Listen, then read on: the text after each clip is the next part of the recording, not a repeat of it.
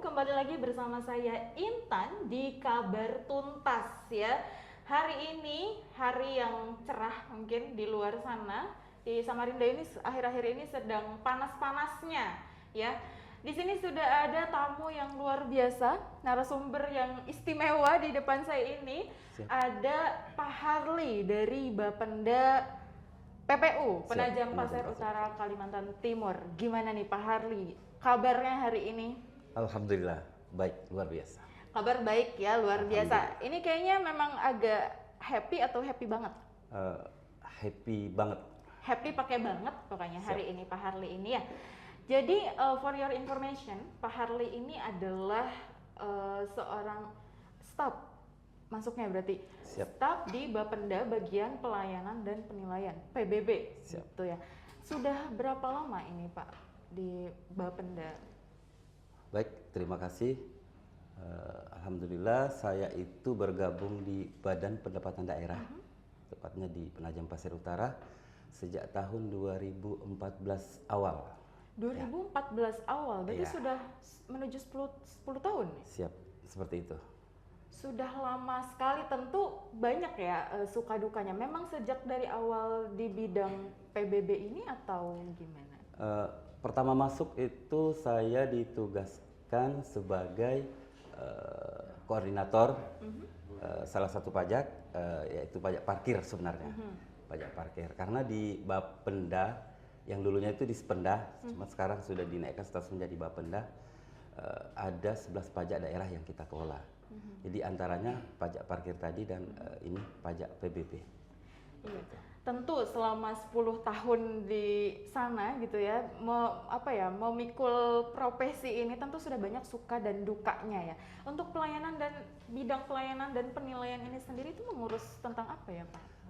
Untuk pelayanan yang saat ini saya geluti itu di bidang PBB, pajak bumi dan bangunan. Ya. Jadi untuk pekerjaannya ya seperti misalkan ada orang nih bawa daftar pajaknya.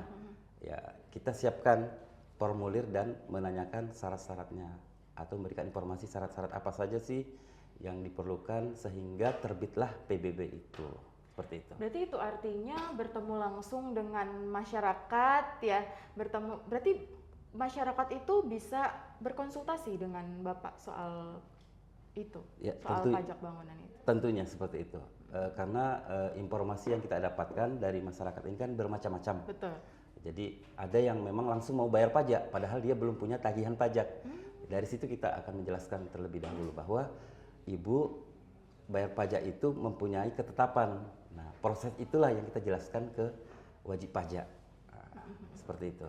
Berarti setiap ada orang yang menghadap, dilihat dulu, dicek dulu seperti apa, lalu diberikan arahan, diberikan sosialisasi secara tidak langsung gitu ya Pak? Betul sekali. Mungkin lebih ke penjelasan personality ya, tentang apa sih yang mau diurus di bagian pelayanan tersebut. Otomatis hanya PBB kan, karena di tempat saya yang saya layani hanya PBB, seperti itu. Berarti itu artinya Bapak ini sering bertemu dengan banyak orang dan pasti bertemu dengan banyak karakter orang-orang ya, banyak karakter, namanya pasti bertemu terus dengan masyarakat. Ini ada suka dukanya nggak sih Pak selama menghadapi itu? Pasti sekali, pasti banyak suka duka yang kita hadapi, kita dapatkan dari pelayanan ini. Tapi tetap kita jalani. Mungkin contohnya kalau ada masyarakat yang kekeh dengan pendiriannya bahwa pajaknya ini sebenarnya salah, ketetapannya terlalu tinggi. Anggaplah seperti itu ya. Sementara kita harus menerima dulu aduannya ini seperti apa, baru kita jelaskan perlahan-lahan bahwa prosedur yang kita keluarkan tentang ketetapan pajak daerah atau pajak PBB yang dia dapatkan itu sudah benar adanya, sesuai dengan ketentuan dan penilaian yang sudah kita lakukan sebelumnya. Seperti itu. Pasti ya, berarti ada yang alot gitu ya diskusinya, yang kayak orang-orang tuh yang enggak nih saya tuh sebenarnya enggak segini gitu ya. Nah itu biasanya Bapak menghadapinya tuh selain, pernah nggak sih Pak ada di titik yang mana kayak kesel sendiri, pasti ya namanya manusiawi gitu ya, menghadapi orang yang kok ini nggak paham-paham gitu ya, pernah nggak Bapak ada di titik gitu?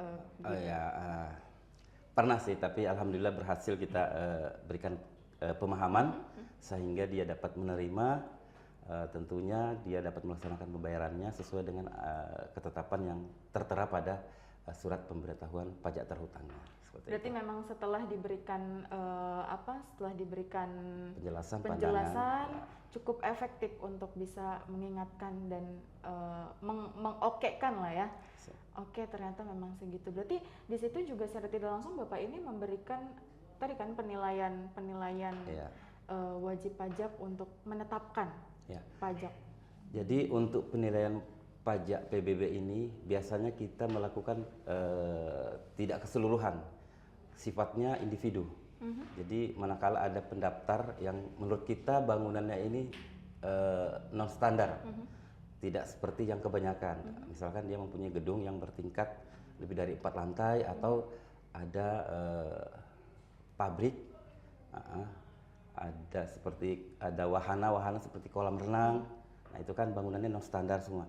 Nah itulah yang kita melakukan penilaian di lapangan. Tidak serta merta kita data di atas meja. Jadi kita harus punya data otentik hingga ketetapan yang kita dapatkan itu betul-betul akurat. Jadi bila mana nanti ada semacam komplain, ternyata harganya ini ketinggian Bapak. Sementara kita sudah punya dasar perhitungan tersebut. Seperti itu. Betul. Jadi selain misal tadi misal saya datang nih ke Bapak konsultasi, ini Pak saya punya ruko, saya punya rumah, rumah saya 5 lantai Pak kebetulan gitu ya. Dan lain sebagainya, di dalam rumah kebetulan saya punya kebun binatang misalnya gitu ya. Nah itu pun nggak langsung oke, pajaknya sekian, tapi Bapak tuh ini dulu survei dulu, make sure ya, betul memastikan sekali, gitu. Betul sekali. Betul. Jadi itu yang kita lakukan. Kenapa? Karena terkadang masyarakat itu memberikan ukuran atau volume dari luas bangunan yang dia miliki atau objek tidak sesuai sama yang di lapangan. Jadi kita harus menyusun surat tugas untuk dapat ke lapangan. Seperti itu sih. Tapi biasanya kalau ada masyarakat yang mau konsultasi gitu ke Bapak, itu ada kayak syarat-syarat khusus gak sih yang harus dibawa apa gitu? Ya, sesuai dengan kepentingannya. Apabila dia memang mau menerbitkan pajak bumi dan bangunan tadi, otomatis dia harus membawakan data pendukung yang seperti kopi surat tanah, bisa berjenis segel, sertifikat, AJB, atau hak-hak lainnya. Ya, seperti itu Pak. Tentunya juga dengan KTP dan kartu keluarga. Tapi sejauh ini hal itu dilakukan secara offline saja atau bisa dilakukan secara online gitu? Ada website tertentu untuk bisa mengakses gitu, jadi bisa lewat online mungkin karena kendala jarak dan sebagainya. Untuk saat ini sementara kita menggunakan yang offline. Kedepannya rencananya memang seperti itu. Kenapa? Untuk meminimalisir penumpukan wajib pajak di kantor. Jadi dia bisa melakukan pendaftaran sendiri, mengupload data-data pendukung sendiri di smartphone atau di tablet. Iya, harapannya ke depannya seperti itu ya. Iya, seperti itu. Agar lebih efektif juga dan bisa lebih menjamah ke semuanya ya Pak ya. Betul sekali. Selama ini menurut Bapak dengan hal yang sudah dilakukan gitu ya dengan cara offline itu sudah cukup efektif belum Pak? Mengingat mungkin kalau untuk Penajam Pasir Utara jumlah penduduk yang tidak terlalu banyak seperti yang ada di kota Samarinda atau Balikpapan, ya saya rasa untuk offline kita sudah dapat menanggulangi lah ya. Tapi tidak ada salahnya kita mencoba untuk berinovasi, melakukan perubahan-perubahan bentuk pelayanan yang lebih efektif. Betul, mengingat di era digitalisasi ini juga kita harus update ya, harus mengikuti perkembangannya seperti itu agar bisa mempermudahkan, bisa lebih efektif juga efisien gitu ya Pak ya, memudahkan masyarakat, memudahkan kitanya juga, seperti itu harapannya ya Pak. Tapi kalau misalnya ada masyarakat yang mau konsultasi misalnya, itu harus bikin janji dulu atau langsung datang biasanya? Sepanjang yang kita sudah lakukan langsung sih. Langsung datang. Tetapi tetap melalui etika. Apabila kita masih melayani orang, tentunya masih selesai dulu baru wajib pajak melakukan konsultasi berikutnya, seperti itu. Tentu ada antrian dulu ya. Ya. Siap, seperti Jadi itu. untuk masyarakat yang mau konsultasi bisa langsung aja datang ke kantor gitu, dan bertemu dengan Bapak. gitu. Siap. Mungkin ada ini Pak, ada ajakan kepada masyarakat, mungkin ada mengingatkan kepada masyarakat atau ada pesan-pesan kepada masyarakat ini Pak tentang pelayanan dan penilaian pajak sendiri. Baik, ada. Buat seluruh warga Penajam Pasir Utara, jangan ragu-ragu untuk mendaftarkan pajaknya karena saat ini mendaftar pajak itu mudah, tidak ribet dan hasil yang kita dapatkan langsung pada hari itu apabila memang data-data kita lengkap untuk kita bawa ke Badan Pendapatan Daerah seperti itu. Jadi untuk masyarakat yang mau konsultasi soal pajak bisa langsung aja temui Pak Harley di kantor Bapenda PPU ya. Terima kasih Pak Harley sudah menyempatkan hadir Sama-sama. di podcast Kabar Tuntas ini. Sehat selalu, sukses selalu. Amin, amin. Dan untuk para pemirsa di rumah, jangan lupa terus saksikan Kabar Tuntas bersama saya Intan tiap hari Rabu. Saya Intan Tarbiatul Wardah pamit undur diri, sampai jumpa.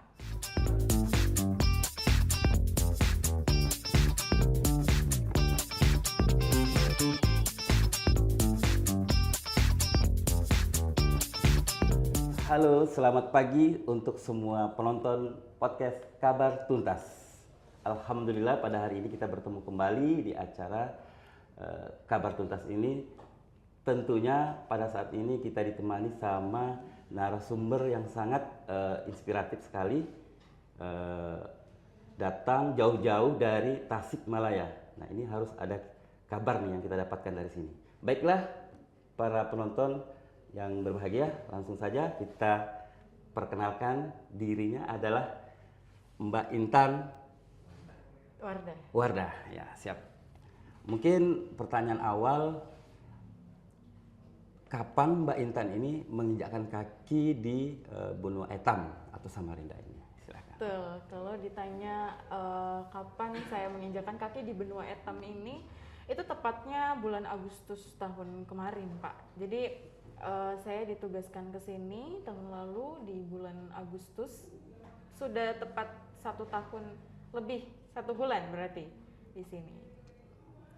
Baik, berarti sudah cukup tahu ya adat dan budaya yang ada di Kalimantan Timur, khususnya di Samarinda gitu ya. Betul, sedikit banyaknya mungkin sudah cukup tahu karena kan pasti bertemu dengan teman-teman juga yang mungkin asli di sini gitu ya, dan melihat langsung suasana dan situasi di Samarinda ini, jadi sedikit banyaknya ya lumayan tahu Pak. Baik. Untuk masalah cuaca sendiri nih gimana? Apa bisa menyesuaikan dalam waktu singkat atau biasa aja gitu? Nah ini agak culture shock sih Pak Ya, gitu ya? di Samarinda ini, karena mengingat ya saya asli Bogor dan memang pemirsa juga tahu Bogor adalah kota hujan dan di sana sangat dingin sekali. Begitu juga Bandung gitu, begitu juga dengan Tasik. 3 kota ini yang saya tinggali di Jawa Barat gitu. Dan 3 kota ini adalah kota-kota dingin. Di sana Siap. itu Pak, di Tasikmalaya nih, saya yang paling mungkin 3 tahun terakhir ini tinggal di Tasikmalaya karena mondok ya. Siap. Di Tasikmalaya ini bahkan bisa sampai 17 derajat. Dingin Siang sekali ya. siang pun tidur tuh bisa selimutan tanpa AC dan kipas angin gitu. Jadi datang ke sini tuh dengan cuaca yang begitu panas, yang begitu terik, dan suhunya juga panas di sini itu ternyata. Kalau di Jawa Barat itu kan walaupun dia suhunya tinggi, misalnya lagi tinggi-tingginya, tapi anginnya tuh masih segar. Tapi kalau di sini sepertinya panas gitu, memang panas gitu. Nah itu tuh tidak mudah sebetulnya. Kalau di rumah mungkin aman-aman aja, kalau di mes karena kan pakai AC ya. Kalau di dalam ruangan masih tidak begitu terasa. Tapi kalau misalnya turun ke lapangan, liputan dan sebagainya itu baru kerasa panasnya luar biasa. Itu bikin tangan saya belang-belang. Gitu. Jadi luar biasa sekali ya, ini termasuk dukanya ya. Betul. Tapi yang harus dijalani, seperti itu kalimatnya. Betul. Ya. Jadi effort yang luar biasa bisa menyesuaikan diri di lingkungan dan cuaca seperti yang ada di Samarinda ini. Baik, mungkin perkenalan untuk Mbak Intan dari segi kapan datang dan bagaimana menyesuaikan diri ini sudah cukup ya pemirsa ya. Sekarang kita melangkah ke sebenarnya Mbak Intan ini bergabung di jurnalistik sejak kapan sih? Apakah masih saat sekolah atau memang jadi pilihan pada saat ini? Nah ini yang menarik sebetulnya. Jadi selama di pesantren pun gitu, saya nggak begitu tertarik karena tertarik di bidang apa ya, jurnalis ini karena mungkin pada saat itu saya tuh cuman suka nulis novel, saya cuman suka nulis puisi, nulis diary, ya hobi para wanita pada umumnya lah Pak ya. Siap. Cuman memang saya gemar membaca buku Pak sejak SD, saya suka baca buku. Mungkin kalau dulu istilahnya tuh kutu buku ya Pak. Ya, Saya betul. termasuk kutu buku sedari kecil memang, sedari SD gitu. Nah tiba-tiba saya kayaknya saya lumayan agak tertarik nih masuk ke jurnalis. Awalnya iseng-iseng aja di pesantren itu karena memang ada programnya gitu. Karena seru nih kayaknya bisa turun ke lapangan dan sebagainya. Karena saya juga anaknya suka explore Pak. Saya Betul. anaknya suka tantangan baru. Jadi kayak ini pasti kayak harus liputan, ketemu banyak orang. Jujur aja saya introvert Pak. Jadi saya tidak cukup punya keberanian ketika berada di depan umum. Mungkin orang-orang pada mengira saya tuh ekstrovert.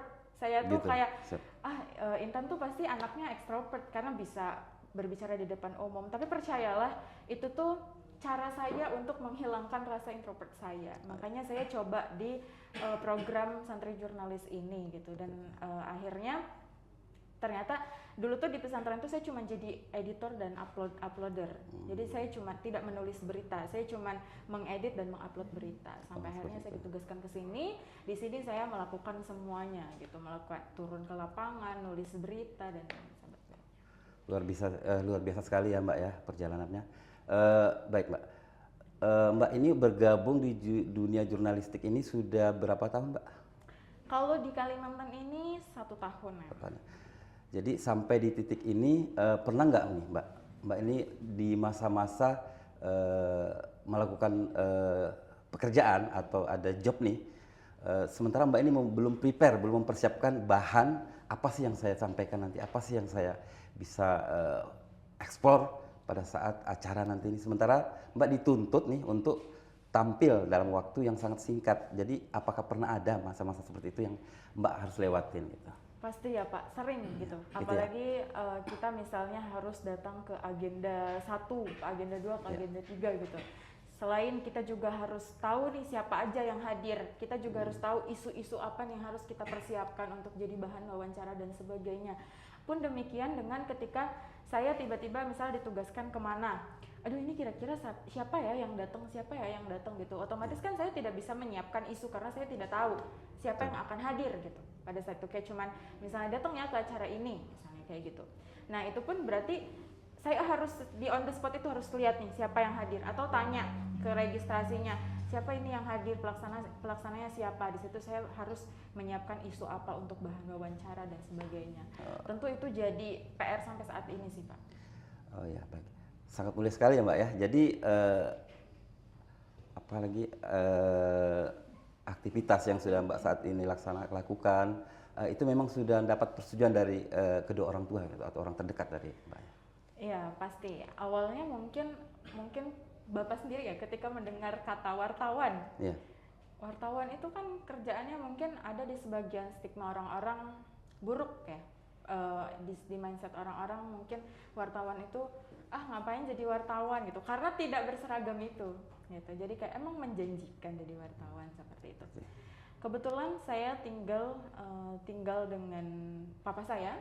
Siap. Jadi papa saya tuh termasuk yang suportif juga ke anaknya. Jadi saya didukung penuh sebetulnya selagi memang saya tidak meninggalkan kewajiban-kewajiban saya sebagai santri sebagai mahasiswa gitu.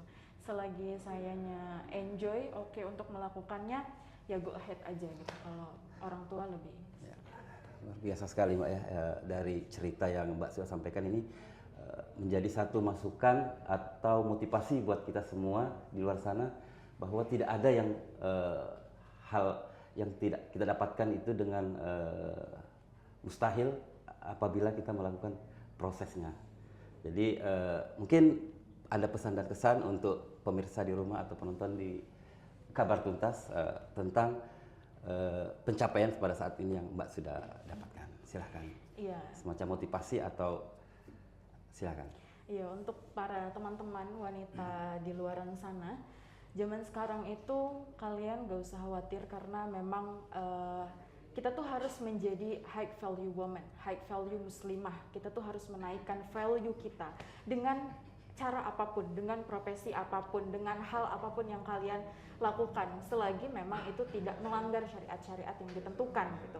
Jadi untuk teman-teman semua gitu ya, be quality person, be high value woman, and be high value Muslim. Luar biasa sekali. Baik, pemirsa dan penonton di rumah, itu tadi bincang-bincang kita dengan narasumber yang sangat inspiratif sekali, Mbak Intan. Semua yang dikatakan itu semoga kita dapat mengambil hikmahnya, tentunya dengan bijak. Apa yang dikatakannya sudah kita dapatkan. Akhirul kalam, saya ucapkan terima kasih, kurang dan lebihnya saya mohon maaf. Wabillahi taufiq wal hidayah. Assalamualaikum warahmatullahi wabarakatuh. Luar biasa.